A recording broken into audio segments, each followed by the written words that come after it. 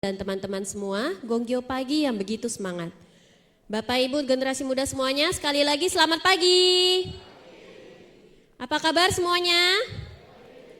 Dan yang sudah bergabung di lewat Zoom juga apa kabar semuanya? Semoga baik-baik saja ya. Selamat datang dalam pelatihan pelajaran Buddhisme yang dilaksanakan secara offline di Gedung Pusat Kemayoran dan secara online lewat Zoom. Kini saatnya kita akan memulai pelajaran Buddhisme hari ini. Apakah semuanya sudah tahu ya bahan pelajaran hari ini? Udah ya. Jadi pelajaran Buddhisme hari ini diambil dari buku Soka Spirit bulan Januari tahun 2026, dimulai dari halaman 8. Berjudul Buddhisme Matahari Menerangi Dunia, bagian penting dari ajaran lisan. Dan mohon kerjasama dari Bapak, Ibu, dan generasi muda semuanya untuk dapat mematikan nada dering telepon genggam, dan bagi teman-teman yang bergabung lewat Zoom, pastikan tanda mikrofon sudah dalam keadaan mati, agar hari ini pelajaran Buddhisme dapat berlangsung dengan lancar dan nyaman. Terima kasih semuanya. Langsung saja mari kita mulai pelajaran hari ini yang akan dibimbing oleh Ketua Bagian Pelajaran Soka Gakkai Indonesia. Kepada Bapak Tetsuji Takuji kami persilakan.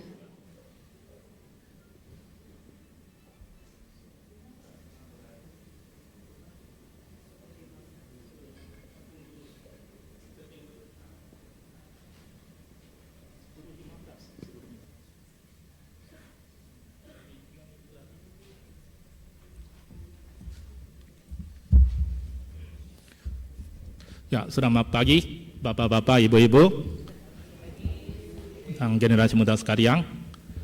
Jadi kita mulai jam 10.15 ya, karena hari ini hybrid. Jadi kita menunggu luar daerah masuk, tinggal 3 menit.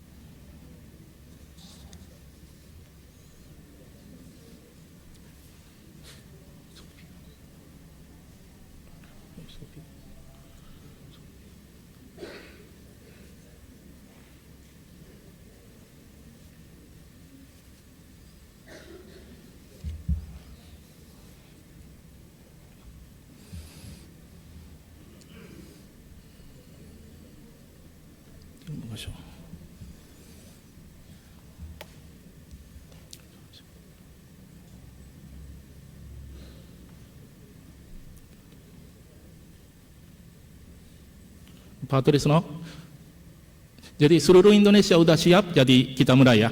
Jadi kasih kode ya.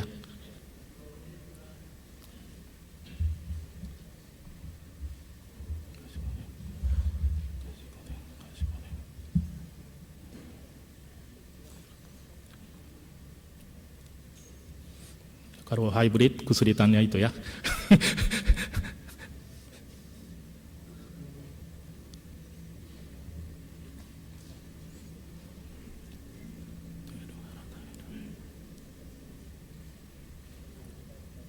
Jadi luar daerah melihatnya seperti tampil layarnya, begitu ya. Oke.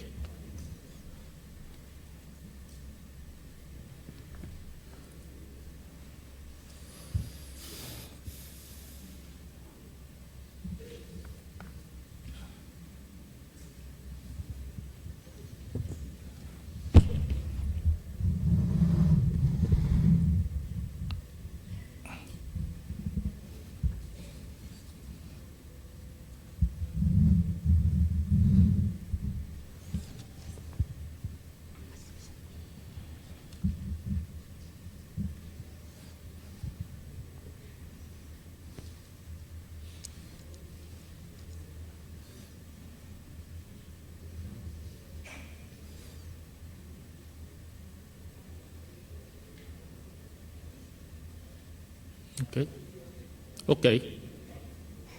Jonggoro juga udah masuk. Jadi hari ini seluruh KAIKAN di Indonesia plus Jonggol ya kumpul di tempat pertemuan sendiri. Oke, baiklah kita mulai. Selamat pagi Bapak-Bapak, Ibu-Ibu, dan generasi muda di seluruh Indonesia yang saya hormati. Apa kabar semuanya? Saya harap semuanya dalam keadaan sehat dan bahagia. Bagi anggota di luar daerah yang berkumpul di KAIKAN maupun secara pribadi akses, apakah bisa dengar suara saya? Ini nggak bisa kelihatan ya. Kita tidak bisa kelihatan ya. Oke, kelihatannya bagus ya. Oke. Tahun 2026 yaitu tahun pertumbuhan penuh semangat sebagai berjiwa muda di seluruh dunia telah dimulai. Pada tahun lalu, dengan pertemuan Shakubuku atau PFK sebagai poros kegiatan, perjuangan Shakubuku yang penuh semangat telah dikembangkan di berbagai daerah. Dan di seluruh Indonesia telah muncul 184 anggota baru. Ini merupakan perjuangan yang sungguh luar biasa dan saya menyampaikan rasa terima kasih yang sebesar-besarnya atas pengabdian Anda semua.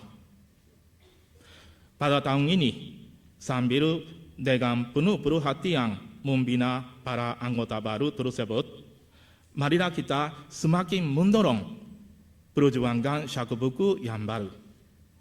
Kepada teman-teman kita, marilah kita dengan terus menyampaikan Buddhisme Nichiren Daishonin serta dengan penuh keberanian mengajak mereka menghadiri pertemuan Soka Akkai.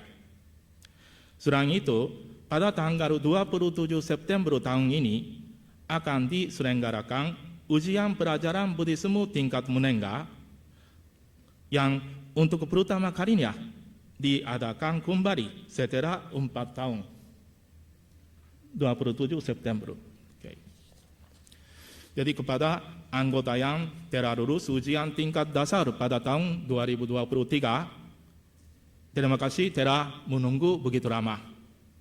Agar setiap peserta ujian dapat menggunakan kemampuannya secara maksimal, marilah seluruh zona dan daerah di seluruh Indonesia bersatu padu dan berjuang dengan segenap kekuatan.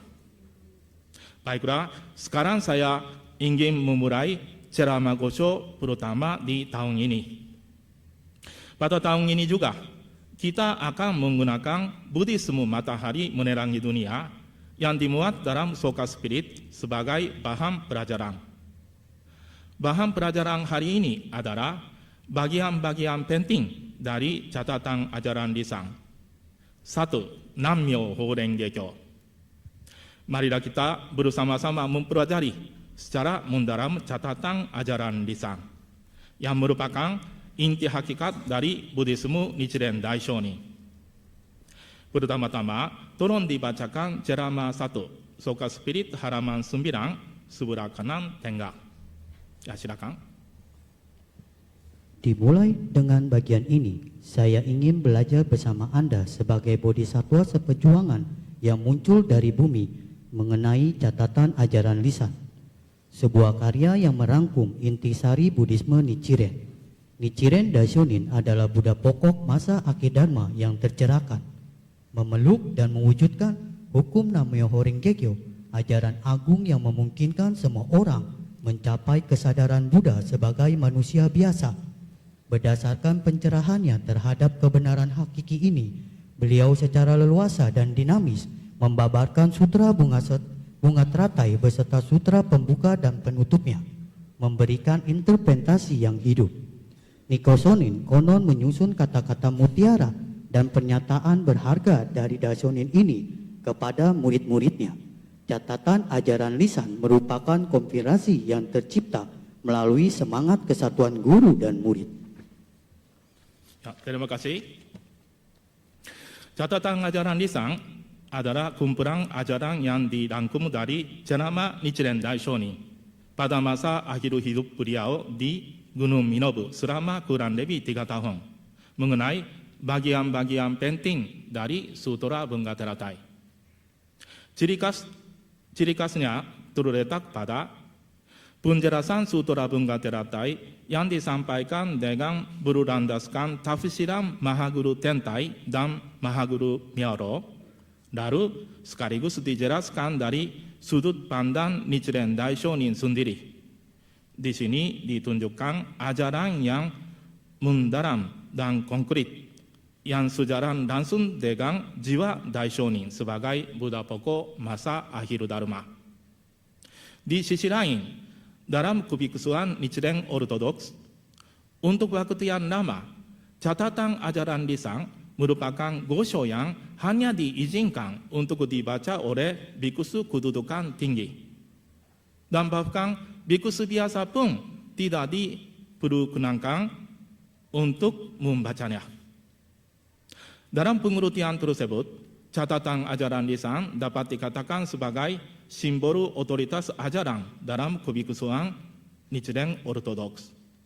Namun, ketika Toda Sensei memasukkan catatan ajaran lisan dalam penyusunan karya lengkap Gosho Nichiren Daishonin, maka Gosho ini, catatan ajaran lisan pun menjadi dapat dibaca oleh umat awam.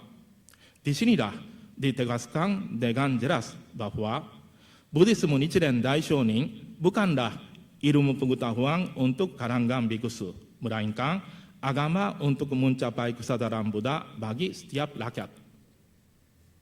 Dengan mengukir makna ini dalam hati, melalui catatan ajaran lisan, kita ingin mempelajari hati Nichiren Daishonin serta semangat kesatuan guru dan murid, lalu menghidupkannya dalam kepercayaan dan pelaksanaan kita sehari-hari. Berikutnya, tolong dibacakan ceramah 2, Soka Spirit halaman 10, sebelah kiri atas. Apa yang paling penting ketika membaca catatan ajaran lisan? Keyakinan teguh bahwa Nam-myoho Renge Kyo adalah hukum pokok alam semesta dan kehidupan yang disadari oleh Daishonin serta prinsip 3000 fenomena dalam jiwa sekejap. Ya, terima kasih. Mengenai catatan ajaran lisan, Ikeda Sensei menyatakan ajaran-ajarannya yang menguraikan teori agama, teori kejiwaan, teori kebahagiaan, teori kosmologi, serta prinsip sosial, dan mengaitannya dengan kepercayaan serta kehidupan sehari-hari, serta menjelaskannya secara bebas dan menyeluruh. Dapat dikatakan sebagai ceramah tertinggi dari segala filsafat dan pemikiran. Namun, pada kenyataannya, di dalam kebiksuan Nichiren Ortodoks, tidak pernah ada biksu tertinggi yang memberikan ceramah tentang catatan ajaran lisan, dan Ikeda Sensei lah yang untuk pertama kalinya menyampaikannya dalam bentuk ceramah. Dalam kata pengantar ceramah catatan ajaran lisan yang diterbitkan pada tahun 1965, Ikeda Sensei menulis sebagai berikut. Selama 700 tahun, catatan ajaran lisan menantikan saat yang seharusnya untuk tampil ke permukaan. Kini, akhirnya saat itu tiba, dan ajaran ini muncul ke dunia, serta dilaksanakan oleh Soka Gakkai. Hal ini sungguh saya rasakan dengan mendalam. Tepat seperti ungkapan tersebut, catatan ajaran lisan bukanlah sekadar objek kajian doktrinal semata, melainkan melalui Soka Gakkai untuk pertama kalinya Gosho itu, catatan ajaran lisan, bangkit kembali di zaman modern ini sebagai filsafat pelaksanaan bagi perubahan jiwa dan perubahan masyarakat. Selanjutnya, Ikeda Sensei memberikan bimbingan mengenai 3 poin penting dalam mempelajari catatan ajaran lisan. Berikutnya, tolong dibacakan ceramah 3, Soka Spirit halaman 11, sebelah kanan. Jadi loncat ya, loncat, maaf. Silakan.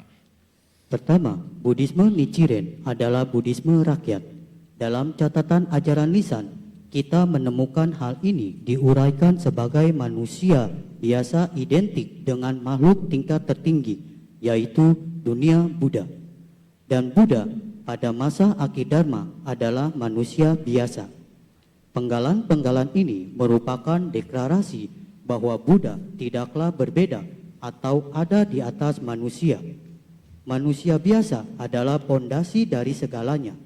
Setiap orang mewujudkan prinsip 10 dunia yang saling mencangkupi, sehingga memiliki suasana jiwa bawaan yang sangat mulia, yaitu dunia Buddha. Buddha juga hadir untuk membantu manusia. Ajaran ini merupakan perubahan dramatis, menolak agama otoriter yang mementingkan agamanya sendiri, serta menganjurkan Buddhisme untuk rakyat. Agama untuk kebahagiaan umat manusia. Inilah pesan yang mengalir dalam catatan ajaran lisan. Ya, terima kasih. Buddha pada masa akhir Dharma bukanlah sosok yang muncul sebagai makhluk yang secara lahiriah tampak khusus atau sangat mulia, melainkan Buddha yang hadir dengan wujud yang sama seperti manusia biasa. Dengan kata lain, ia memiliki badan manusia biasa tetapi dalam jiwanya mencakupi dunia Buddha. Selain itu, dalam berbagai sutra sebelum sutra Bunga Teratai diajarkan bahwa kaum wanita tidak dapat mencapai kesadaran Buddha.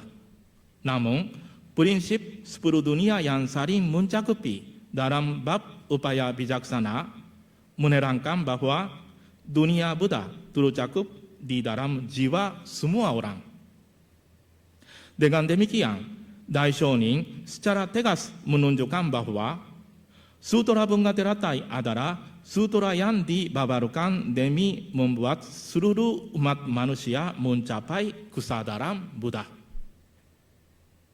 Berikutnya, tolong dibacakan ceramah 4, Soka Spirit halaman 12, sebelah kanan. Ya, silakan.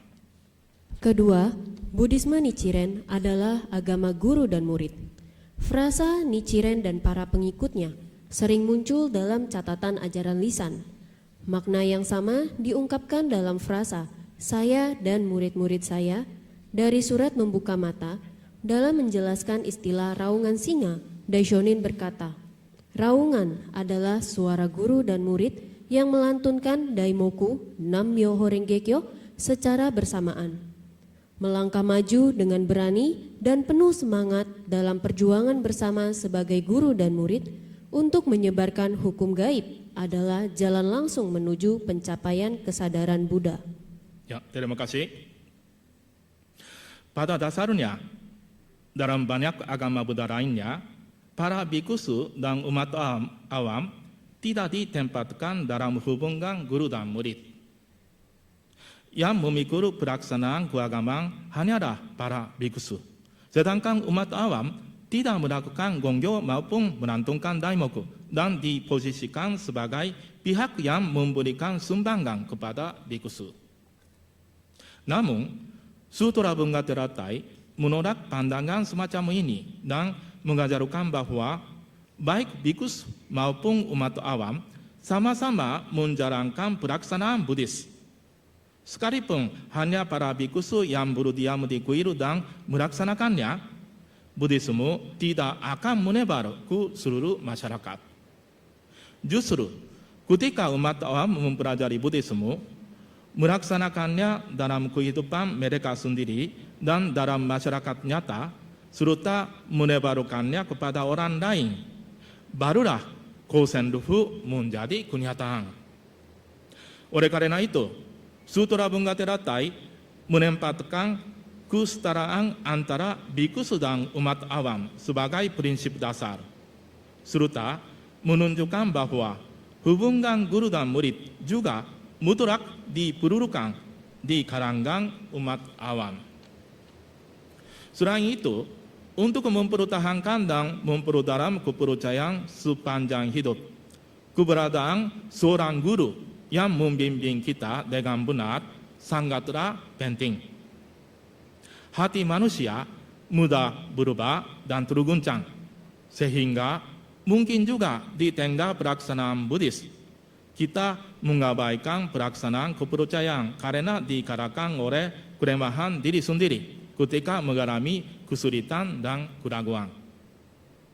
Pada saat-saat seperti itulah sosok yang senantiasa menunjukkan arah yang benar dan membangkitkan semangat kepercayaan kita adalah guru. Agar manusia dapat terus bertumbuh sebagai pribadi dan sebagai pelaksana Buddhis, keberadaan guru tidak dapat ditinggalkan. Karena ada sikap belajar dan mengikuti guru, maka sebagai murid, seseorang dapat menjaga kerendahan hati. Tanpa hubungan guru dan murid, seiring pertumbuhan seseorang mudah terjerumus dalam kesombongan. Namun, dengan hidup dalam semangat guru dan murid, kita tidak melupakan rasa syukur bahwa karena adanya guru, saya dapat menjadi seperti sekarang. Dan dengan demikian, terus bertumbuh lebih jauh. Selain itu, apabila kita memiliki tekad yang tak tergoyahkan demi guru dan demi kosen lufu, kita dapat terus melangkah maju tanpa berhenti meskipun menghadapi kesulitan dan penderitaan. Di sinilah terdapat kekuatan jiwa yang kuat yang menembus seluruh kehidupan yang dimiliki oleh agama guru dan murid. Berikutnya, tolong dibacakan ceramah 5, Soka Spirit, halaman 13, sebelah kiri. Silakan. Ketiga, Buddhisme Nichiren mewujudkan filsafat penghormatan terhadap martabat jiwa. Setiap manusia memiliki sifat Buddha yang agung, dan jiwa setiap orang merupakan menara pusaka. Catatan ajaran lisan berulang kali menegaskan bahwa setiap orang tak tergantikan dan layak mendapatkan penghormatan tertinggi. Sutra Bunga Teratai juga mengajarkan bahwa tidak seorang pun akan gagal mencapai kesadaran Buddha. Keinginan penuh ulas asih untuk tidak meninggalkan siapapun dan menyelamatkan atau membantu semua orang mencapai pencerahan tanpa terkecuali. Inilah semangat Buddhisme Nichiren yang mencerminkan kearifan agung kesetaraan. Terima kasih. Pemikiran tentang martabat jiwa adalah gagasan bahwa dalam jiwa setiap orang terkandung potensi yang tak terbatas, serta cita-cita untuk mewujudkan kebahagiaan semua orang. Menara pusaka berarti dunia Buddha, yakni potensi yang tak pernah habis yang melekat dalam jiwa kita.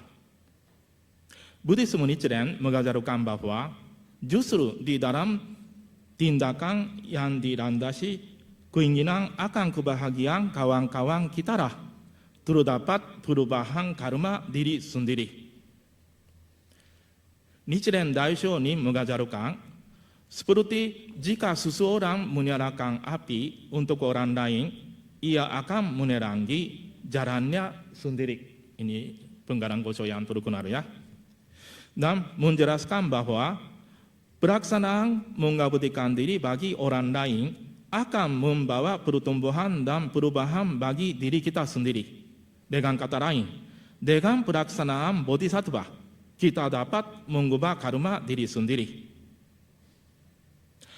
Dalam Buddhisme Matahari Menerangi Dunia, Ikeda Sensei menyatakan tentang pelaksanaan bodhisattva, yaitu di dalam hidup yang dilandasi prasetya, terdapat kegembiraan penciptaan nilai.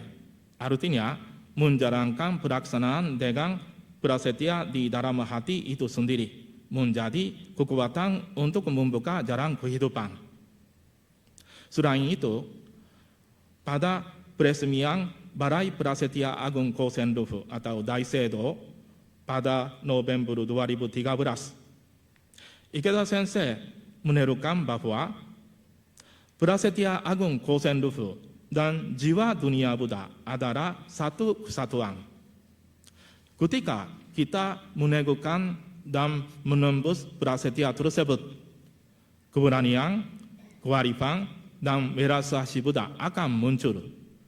Dan melalui kekuatan itu, kita dapat mengubah racun penderitaan menjadi obat, serta mengubah karma menjadi misi. Hari ini, karena keinginan Buddha tidak lain adalah kosen lufu demi menyelamatkan manusia.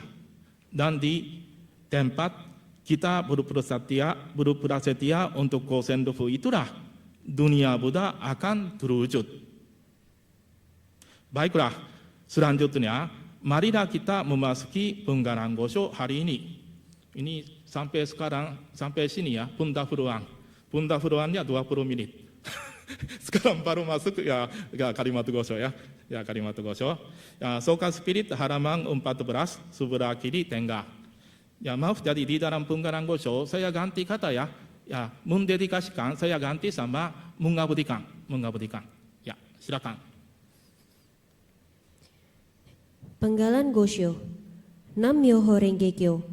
Catatan ajaran lisan menyatakan namu atau nam adalah kata bahasa Sanskerta. Di sini kata tersebut berarti mengabdikan jiwa seseorang baik kepada manusia maupun kepada hukum.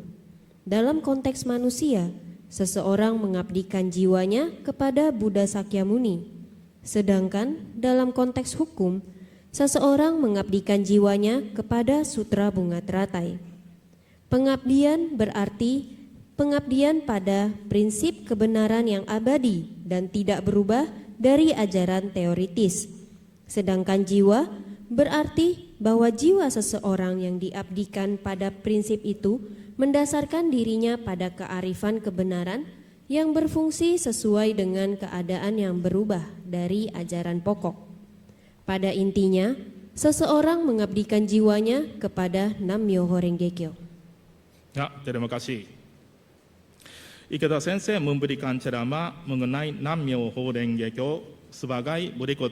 Jadi langsung saja, tolong dibacakan ceramah 6. Ya, Soka Spirit halaman 14 sebelah kanan atas. Langsung, silakan. Nam-myoho Renge Kyo atau Myoho Renge Kyo di sini bukan sekadar judul Sutra Bunga Teratai, melainkan inti sari Sutra Bunga Teratai. Ia tidak lain adalah hukum pokok, hukum jiwa yang abadi. Inilah inti pencerahan Daishonin yang merupakan sudut pandang hakiki dari catatan ajaran lisan. Ya, terima kasih. Dalam Sutra Bunga Teratai diajarkan bahwa dunia Buddha terdapat dalam jiwa setiap manusia. Namun, apakah sebenarnya dunia Buddha itu tidak dijelaskan secara konkret. Karena itu, Nichiren Daishonin memberikan nama Myoho Renge Kyo kepada dunia Buddha yang tak terlihat ini. Dengan kata lain, Myoho Renge Kyo adalah nama yang mewakili dunia Buddha itu sendiri yang melekat dalam jiwa kita. Namun, berarti mengabdikan jiwa, yakni percaya. Oleh karena itu, Nam-myoho Renge Kyo menyatakan prasetya.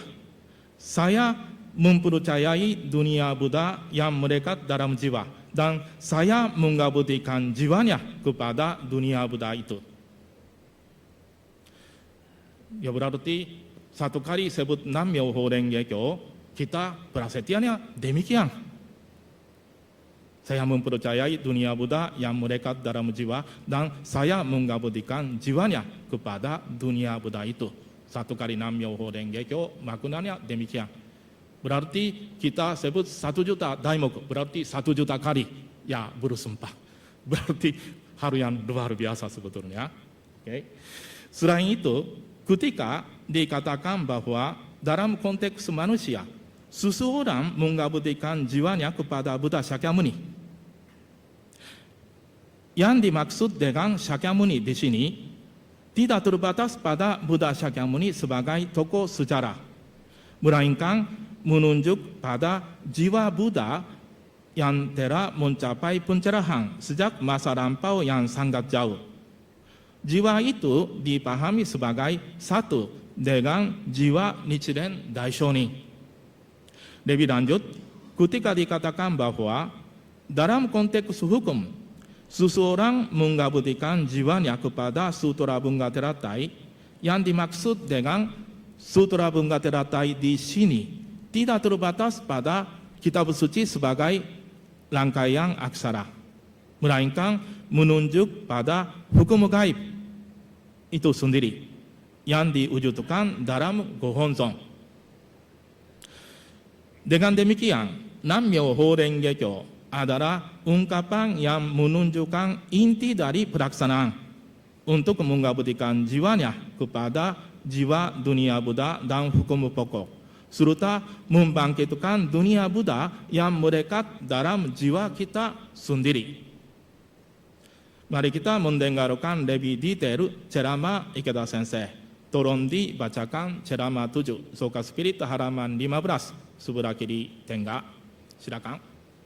Beliau kemudian membahas aksara Tiongkok yang membentuk istilah mengabdikan jiwa. Beliau mengatakan bahwa pengabdian berarti mengabdikan jiwanya pada prinsip kebenaran yang abadi dan tidak berubah dari ajaran teoritis, dan bahwa jiwa berarti mendasarkan dirinya pada kearifan kebenaran yang berfungsi sesuai dengan keadaan yang berubah dari ajaran pokok. Dengan kata lain, pengabdian berarti berusaha memahami kebenaran yang tidak berubah dan berjuang memasuki dunia kebenaran itu. Dengan berpijak pada kebenaran tersebut, kita kemudian kembali ke dunia nyata dan melakukan berbagai kegiatan yang mendasarkan dirinya pada kearifan yang kita munculkan untuk menanggapi keadaan yang berubah. Inilah yang dimaksud dengan mengabdikan jiwanya kepada Nammyo Horengekyo. Ya, terima kasih. Prinsip kebenaran yang abadi dan tidak berubah menunjuk pada hukum pokok, yaitu Nammyo Horengekyo. Sedangkan kearifan kebenaran yang berfungsi sesuai dengan keadaan yang berubah berarti kearifan yang bebas dan luas yang muncul sesuai dengan berbagai jodoh. Selain itu, mengabdikan jiwa tidak hanya berarti percaya, melainkan percaya dan melaksanakan.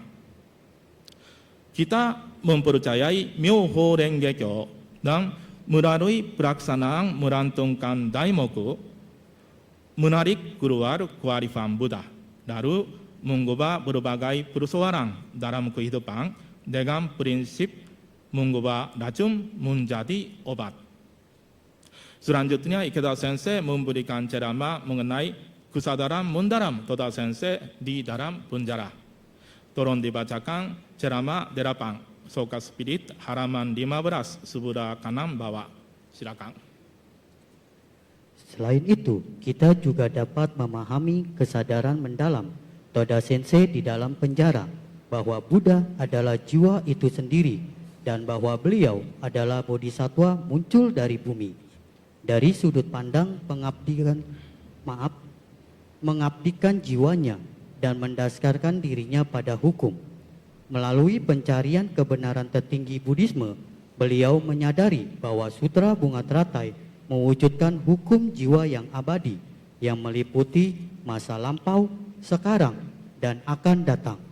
Dengan mendasarkan diri pada hukum pokok itu sebagai bodhisatwa muncul dari bumi, beliau mengabdikan jiwanya untuk memenuhi prasetya agung Kosen-Rufu demi membebaskan manusia dari penderitaan. Ya, terima kasih. Dengan kata lain, ketika Toda Sensei menyadari hukum jiwa, itu adalah mengabdikan jiwanya, atau dengan kata lain, percaya. Dan ketika Toda Sensei hidup sepenuhnya untuk Kosen-Rufu sebagai bodhisattva muncul dari bumi, itu adalah mendasarkan dirinya, yaitu melaksanakan. Selain itu, Ikeda Sensei juga menunjukkan pandangannya mengenai bagaimana seharusnya sikap kepercayaan masing-masing dari kita sebagai berikut. Terakhir, tolong dibacakan ceramah 9, Soka Spirit halaman 16, sebelah kanan tengah. Silakan.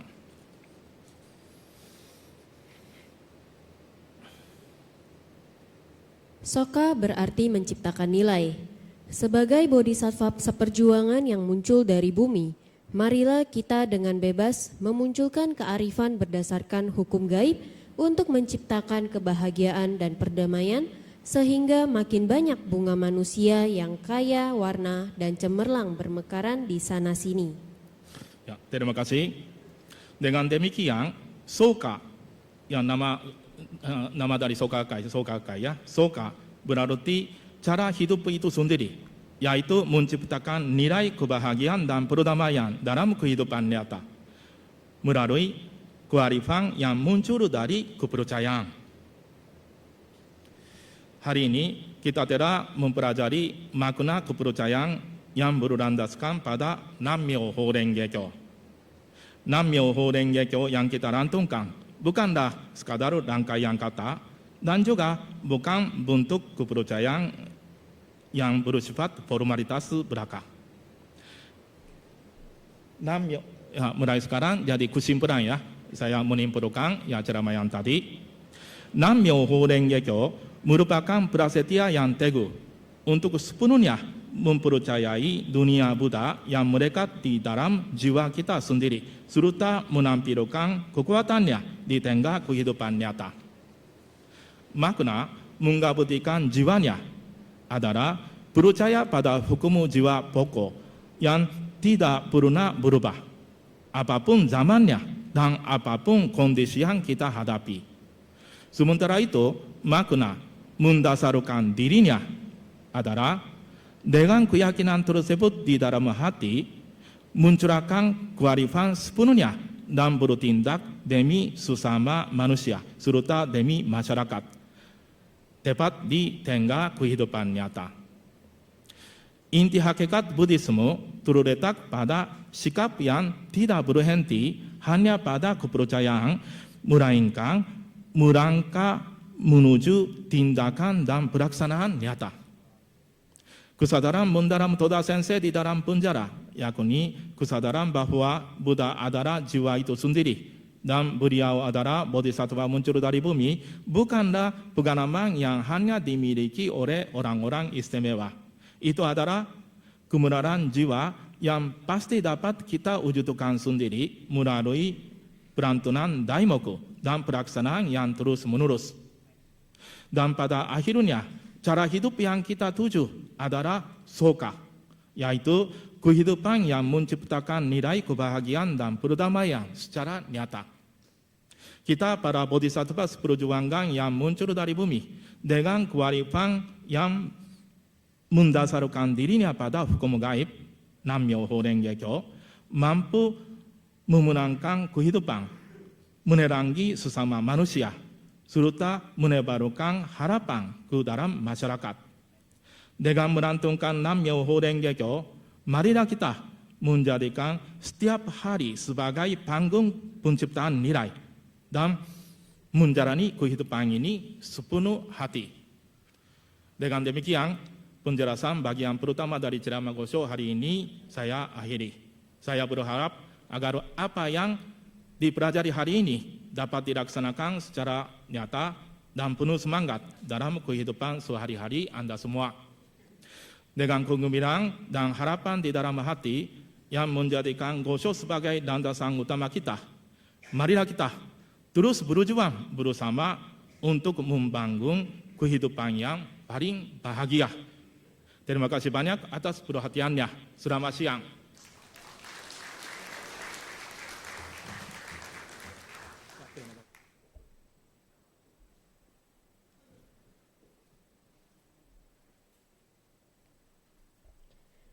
Terima kasih kepada Bapak Taguchi, pelajaran yang luar biasa. Mari kita beri tepuk tangan sekali lagi.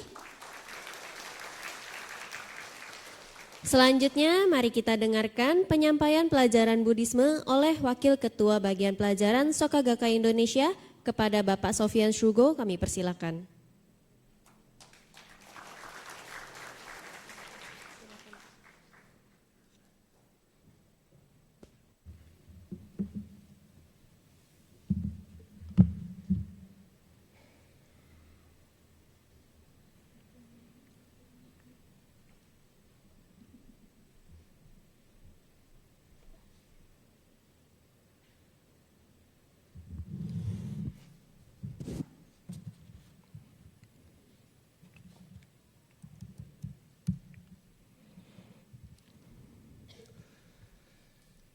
Selamat pagi, ibu-ibu, bapak-bapak, dan teman-teman generasi muda semuanya.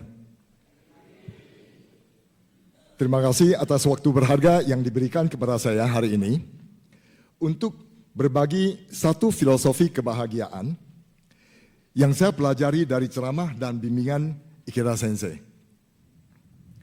Tadi kita telah mendengarkan penjelasan tentang makna Nam-myoho Renge Kyo, bahwa kehidupan yang diabdikan untuk Kosen Rufu adalah kehidupan yang tidak hidup hanya untuk diri sendiri. Dalam sesi ini, saya ingin melanjutkan pembelajaran itu dengan satu kisah nyata. Kisah tentang apa arti hidup yang benar-benar diabdikan sepenuh hati untuk Kosen Rufu.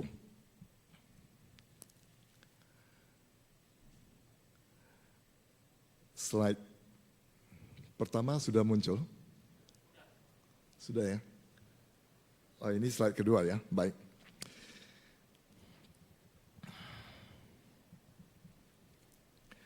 Ada seorang anak perempuan. Pada usia 11 tahun, ia didiagnosis menderita tumor otak. Ia hidup sampai usia 14 tahun. 3 tahun hidupnya dipenuhi rasa sakit yang bahkan orang dewasa pun sering tidak sanggup menahannya. Namun, orang-orang di rumah sakit justru tercengang. Bukan karena ia menangis, bukan karena ia marah, justru karena ia selalu tersenyum. Ia melantunkan Daimoku Nam-myoho Renge Kyo. Ia menyemangati pasien lain. Ia bahkan menguatkan orang-orang dewasa di sekitarnya, termasuk orang-orang yang datang menjenguknya. Ketika kondisinya semakin kritis, ia berkata kepada salah satu tamu yang terakhir, "Saya sudah tidak memikirkan sakit saya lagi. Saya sudah berhenti melantunkan Daimoku untuk diri saya sendiri. Karena masih banyak orang yang kondisinya jauh lebih berat dari saya. Saya melantunkan Daimoku dengan segenap hati supaya mereka bisa mempraktikkan keyakinan pada hukum Nam-myoho Renge Kyo dan merasakan sendiri betapa luar biasanya kekuatan Gohonzon." Kepada orang tuanya, ia berkata dengan nada ceria, "Kalau ini terjadi pada papa, kita bisa hancur. Kalau pada mama juga, sama. Kalau pada adikku, dia pasti tidak sanggup. Aku syukur justru hal ini terjadi padaku." Dan ia menutup dengan satu kalimat sederhana. "Kalau hidupku bisa menyentuh dan menginspirasi orang lain, aku akan bahagia." Bapak, Ibu, teman-teman, kisah ini bukan untuk membuat kita sedih. Kisah ini seperti mengetuk hati kita pelan-pelan dan bertanya, dalam hidup ini, saya sedang hidup untuk apa? Apakah saya hanya berjuang supaya beban saya berkurang? Atau saya sedang membangun tekad agar hidup saya punya makna bagi banyak orang? Makna hidup tidak ditentukan oleh panjangnya usia. Makna hidup ditentukan oleh kemana kehidupan itu diarahkan. anak kecil itu tubuhnya rapuh, usianya singkat. Namun hidupnya besar.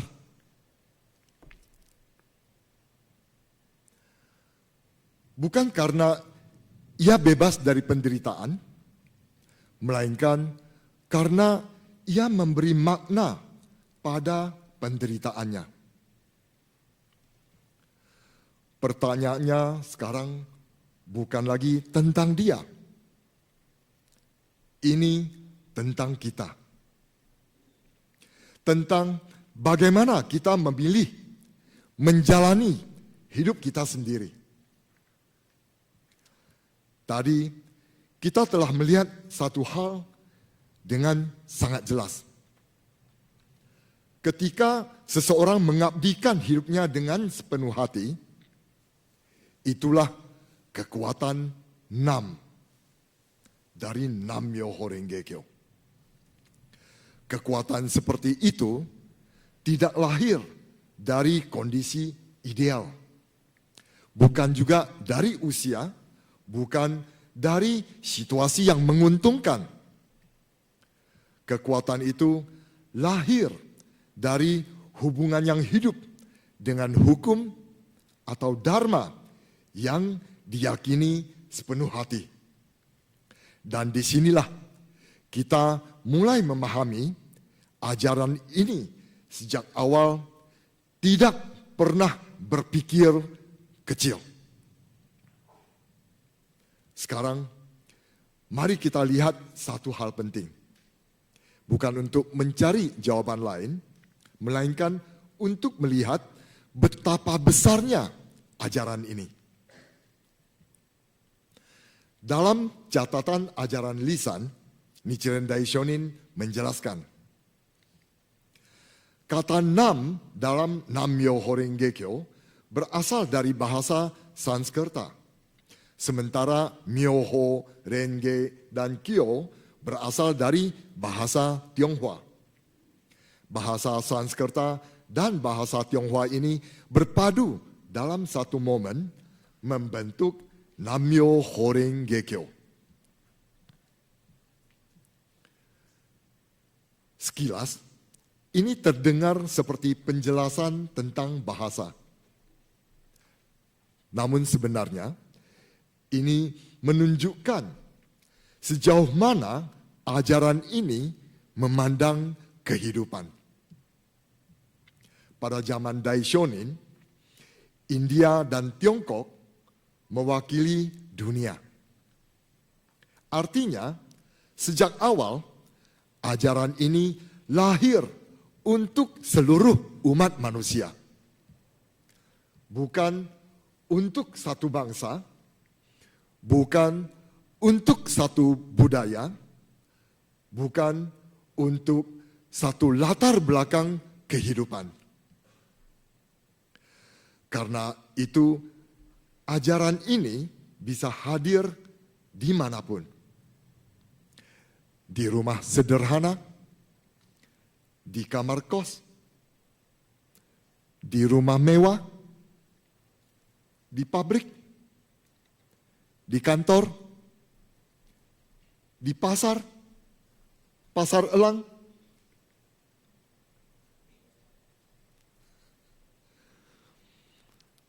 di ruang sidang, di rumah sakit, dimanapun ada manusia yang sedang berjuang.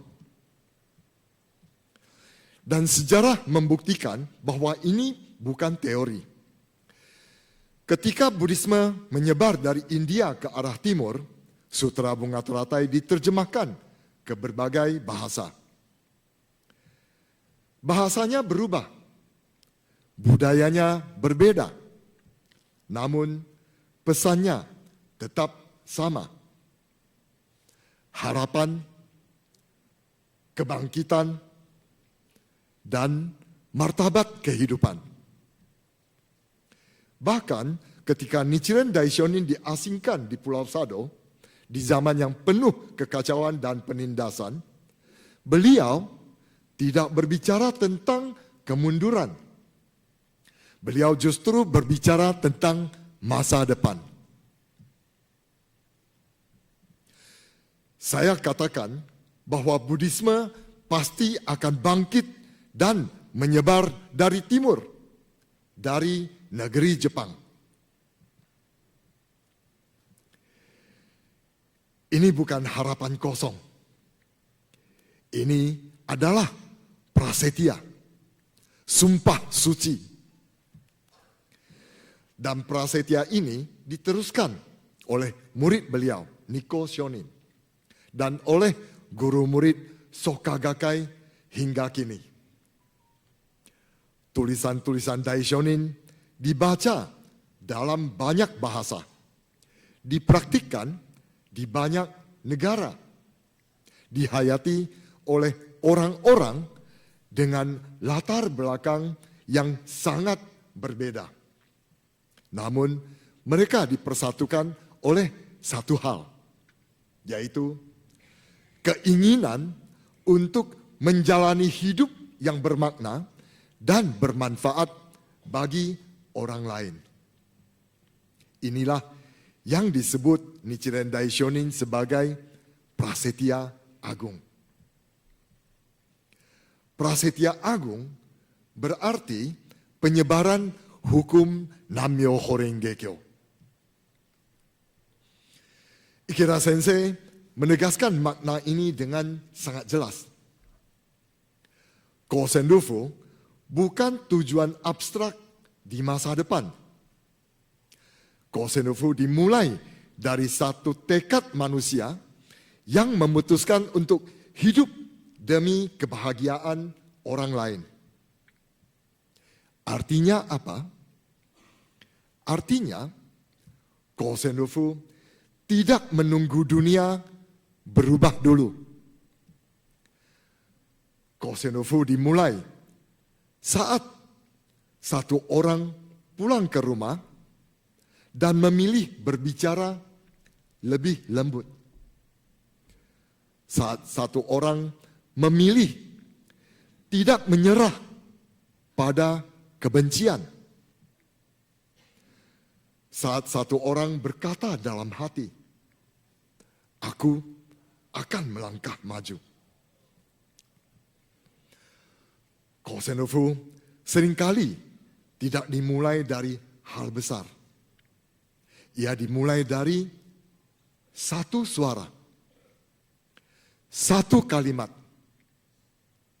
satu sikap, satu perhatian, satu keberanian kecil yang menyalakan harapan dalam hidup orang lain.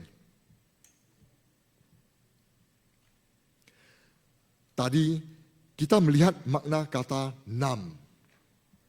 Hidup yang diabdikan sepenuh hati. Ketika hidup kita diabdikan melalui nam, maka suara kita pun menjadi kyo dari Nammyo Horengekyo. Suara yang membangkitkan kehidupan, menguatkan orang lain, dan menghidupkan hukum kehidupan dalam keseharian. Disinilah kita mulai memahami makna kata kyo. Bagaimana suara itu bekerja, mengalir, dan menyentuh orang lain. Nichiren Daishonin menjelaskan, makna kyo dalam Nammyo Horengekyo adalah kata-kata dan suara dari seluruh makhluk hidup. Sebuah uraian oleh Chang'an menyatakan, suara menjalankan kerja Buddha. Itulah yang disebut kyo atau sutra. Ini dalam sekali, karena seringkali kita membayangkan Buddha itu sangat jauh, sangat tinggi, dan abstrak. Padahal di sini Daishonin mengatakan dengan jelas, suara menjalankan kerja Buddha. Bukan suara yang sempurna, bukan suara yang pintar, melainkan suara yang tulus. Artinya, Buddha tidak bekerja lewat konsep dan teori. Buddha bekerja lewat suara, lewat kata-kata, lewat dorongan, lewat doa, lewat daimoku. Ikira Sensei menegaskan, suara kita adalah kekuatan. Suara kita mencerminkan kondisi batin kita. Dan suara kitalah yang membuka jalan bagi Kosendofu. Bapak, Ibu, teman-teman, mari kita jujur. Di era ini, berapa banyak orang hancur bukan karena uang, bukan karena jabatan, melainkan karena kata-kata. Ada kata-kata yang menghancurkan harga diri anak. Ada kata-kata yang memadamkan harapan pasangan.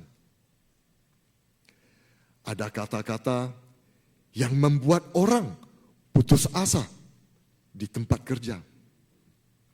Namun, Buddhisme Nichiren mengajarkan sesuatu yang sangat praktis. Mulut kita ini bisa menjadi sumber masalah.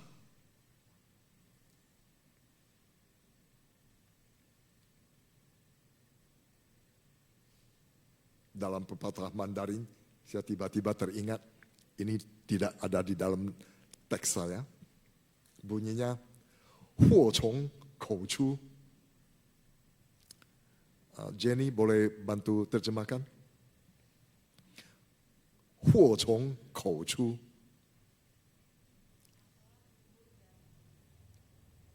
Ya, ya, malapetaka itu keluar dari mulut kita. Ya. Nah, mulut kita juga bisa menjadi sumber keselamatan. Satu kalimat dari ibu kepada anaknya, kamu pasti bisa. Satu pesan dari teman, kamu tidak sendirian. Satu ajakan, ayo kita daimoku bersama. Ayo kita kunjungan bersama. Itulah makna kata kyo dalam bentuk yang paling dekat. Daishonin menegaskan, Nammyo Horenge Kyo bagaikan raungan singa. Raungan singa bukan suara kemarahan. Raungan singa adalah suara keyakinan yang tidak dikalahkan oleh rasa takut, bahkan oleh penyakit berat sekalipun. Inilah suara ketika manusia berkata pada hidupnya sendiri, aku tidak akan pernah menyerah.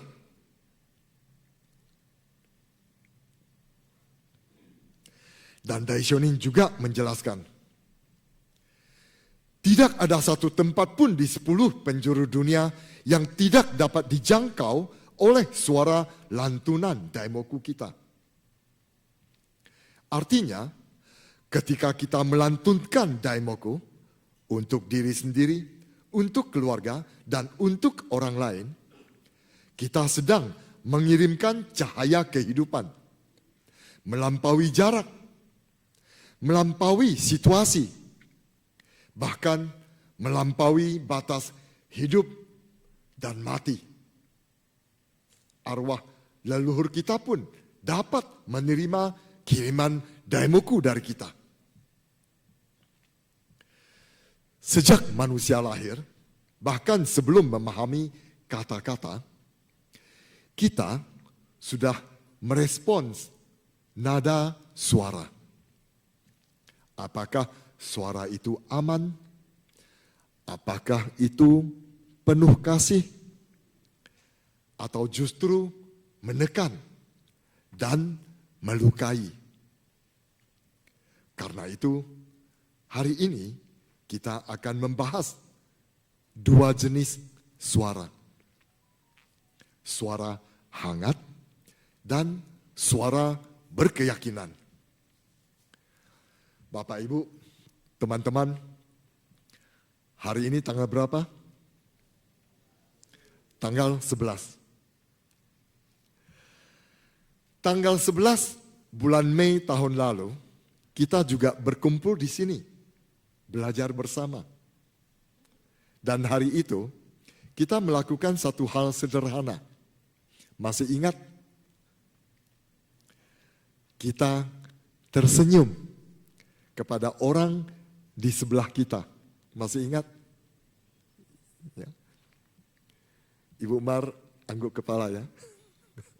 Karena setelah itu Ibu Mar betul-betul ingat terus. Ya. Hari ini, 11 Januari tahun 2026, kita melanjutkan langkah kita. Karena dalam kehidupan, senyum itu membuka pintu, hati pintu.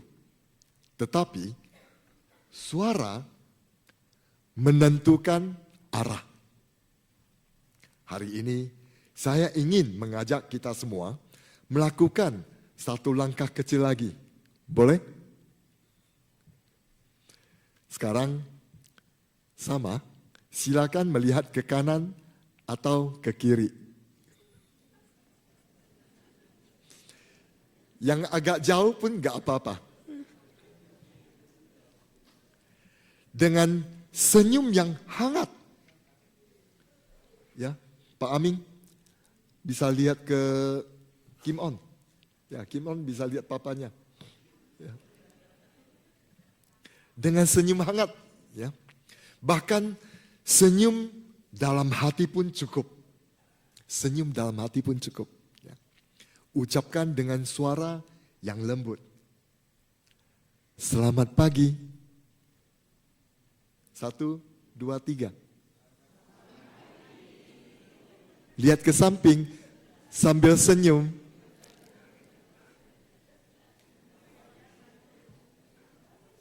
Ya, perhatikan satu hal sederhana ini.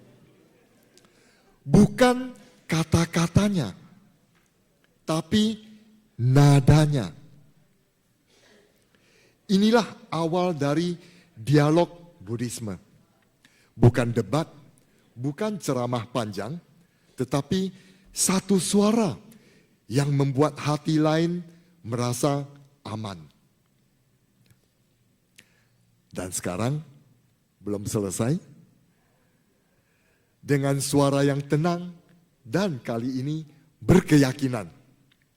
Ucapkan dalam hati diri sendiri, nggak perlu keluar suaranya. Slide-nya masih ikutin nggak ya? Ucapkan dalam hati dengan penuh keyakinan. Aku akan melangkah maju. Ya. Sekarang keluarkan kata-kata ini dengan suara yang berkeyakinan. 1, 2, 3. Mantap ya.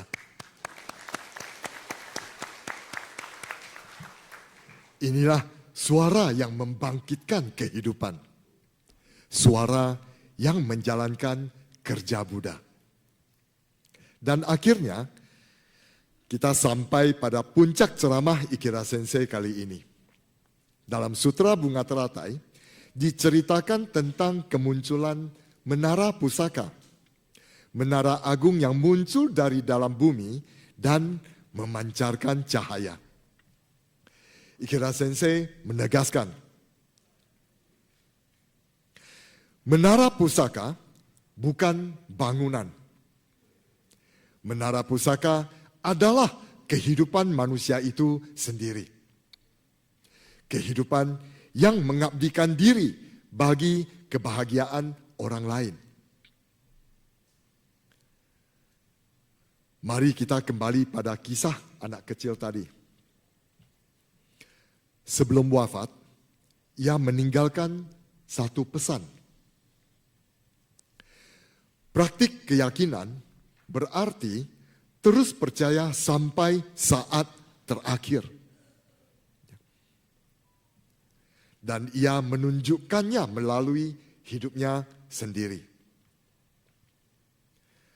Dalam hidupnya yang singkat, ia telah menyentuh hati lebih dari 1.000 orang. Ketika ia wafat, orang-orang datang berbaris panjang untuk memberi penghormatan. Mereka datang karena hidup anak kecil ini telah menyentuh hidup mereka. Sebagian orang mungkin berkata, hidupnya terlalu singkat. Namun saya percaya, ia telah menang. Bukan karena hidupnya mudah, melainkan karena ia memberi makna pada penderitaannya. Itulah kemenangan sebagai seorang manusia. Itulah menara pusaka. Bapak, Ibu, teman-teman semua, menuju tahun 2030, mari kita maju dengan semangat, satu hati, satu langkah bersama Ikeda Sensei. Dan sebelum kita pulang, mari kita bawa 3 kalimat ini.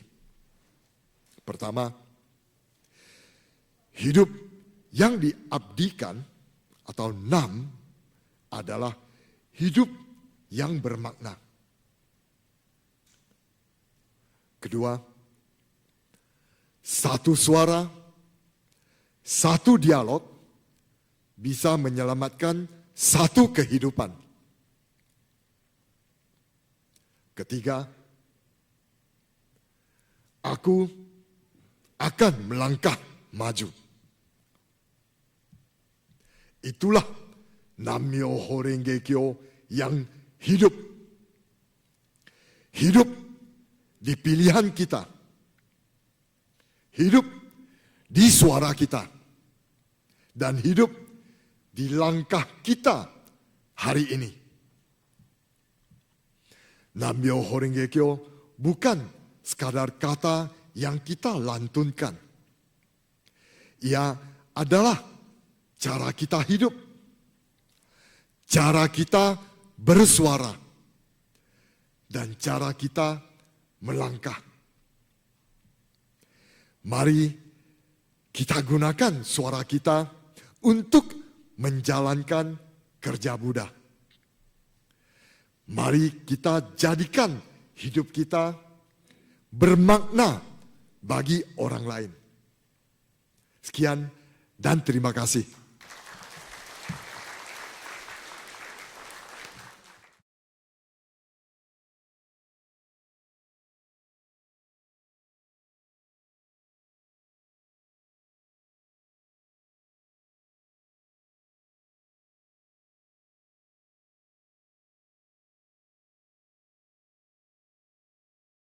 Dan Buddhisme hari ini, mari kita perkuat tekad dan doa kita, cabut derita dan beri kebahagiaan kepada seluruh orang di sekitar kita. Dan mari kita mulai dengan menyampaikan pelajaran hari ini kepada teman-teman anggota yang berhalangan hadir pada hari ini. Setuju semuanya? Terima kasih semuanya. Demikian pelatihan pelajaran Buddhisme pada hari ini. Mari kita tutup dengan penyebutan 3 kali Nam-myoho Renge Kyo yang akan dipimpin oleh Ketua Umum Soka Gakkai Indonesia. Kepada Bapak Anton Polim kami persilakan.